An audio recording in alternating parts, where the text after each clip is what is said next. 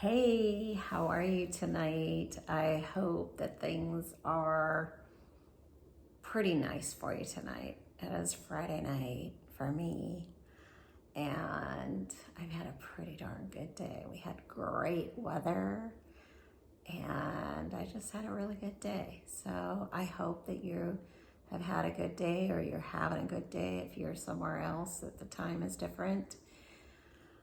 I hope it's good for you. Okay, and so today I'm going to start on page 61, probably about halfway down the middle. So, okay. Shanti, Mummy, charged up the hill to the cable cars that would take us high above the village to the temple for a puja. The gondola swept around quickly and stopped as we stepped into it. It took off as quickly as it came.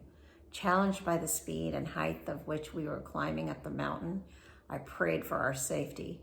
The mountain was steep and the river quickly grew distant below us. We reached the top and my palms were sweating.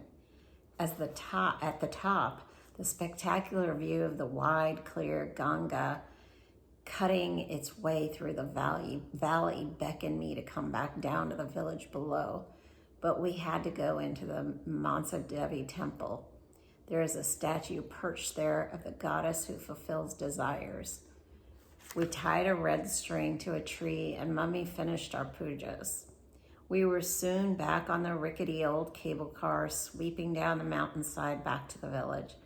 Still following Mummy, we walked full speed to keep up with her back down to the bathing ghats by the river.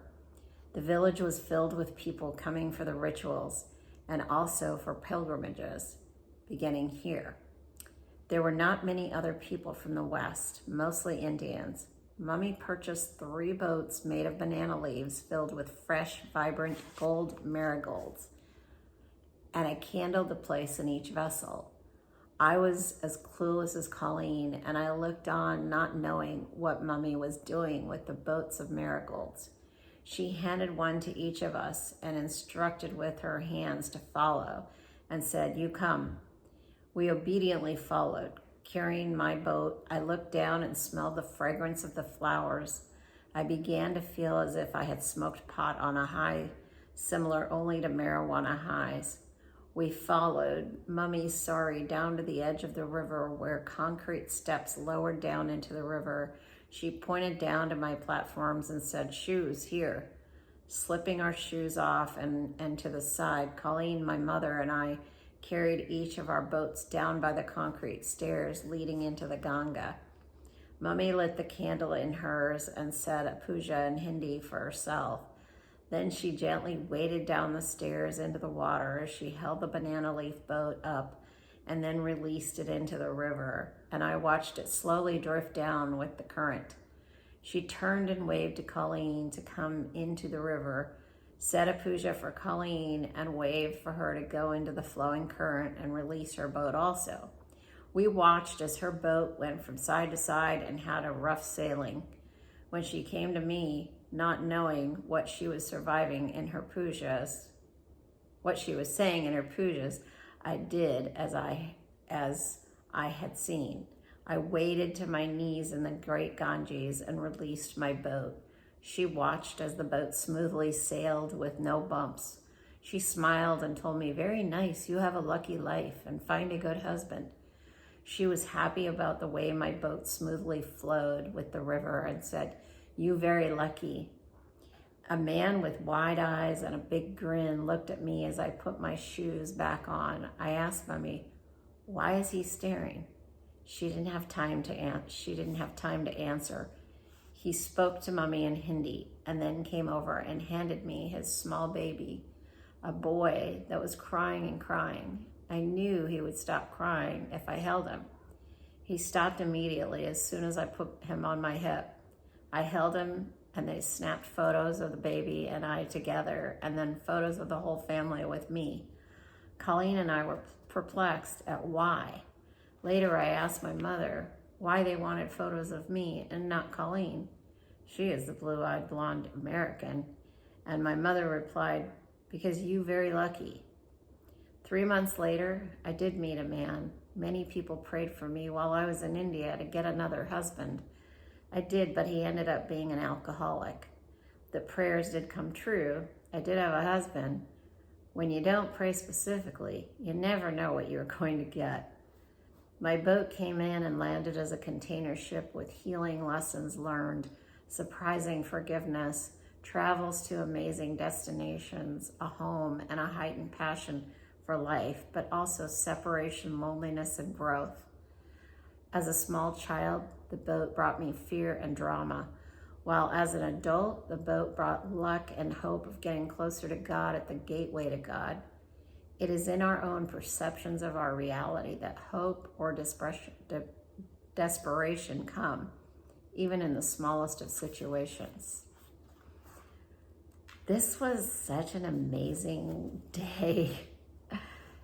It was just incredible to experience this place. And that moment that I did this puja, which is a prayer, and went down into the Ganges River and just let that boat float, you know, I really didn't see much validity to it, to be honest.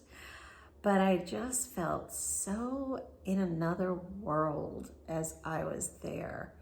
I literally felt like, I have no idea what it's like to drop acid or whatever, but I literally felt like somebody put drugs in my body.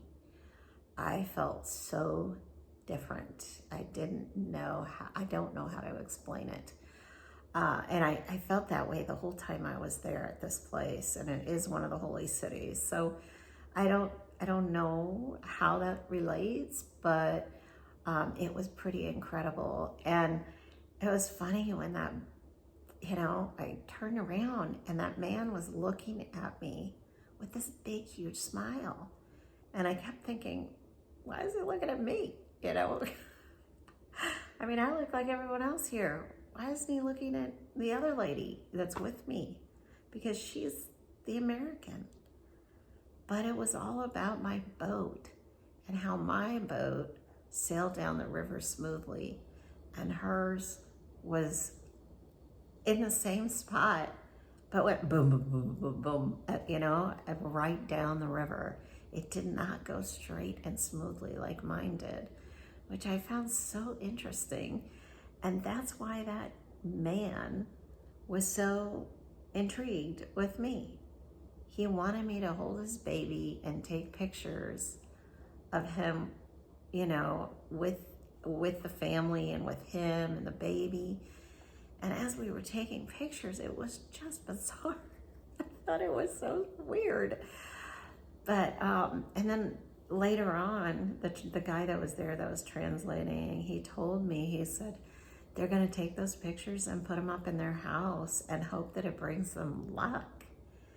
So it was just kind of odd, but it was an incredibly beautiful and horrible day all at once. It started out by seeing all those emaciated faces and bodies, to really just this spiritual experience that I can't really put my finger on or put words to.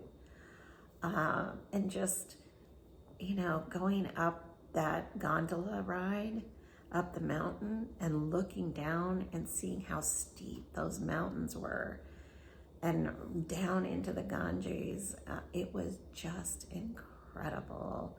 I would definitely do it again. And I want to visit some of the other holy cities on the Ganges. I've been to 2 of them now. This one is Haridwar, the other one is Rishikesh, and both of them have a special place in my heart. They're just incredible places that let you just feel something you don't normally feel just anywhere. So anyway, all right, that's all I have to share tonight.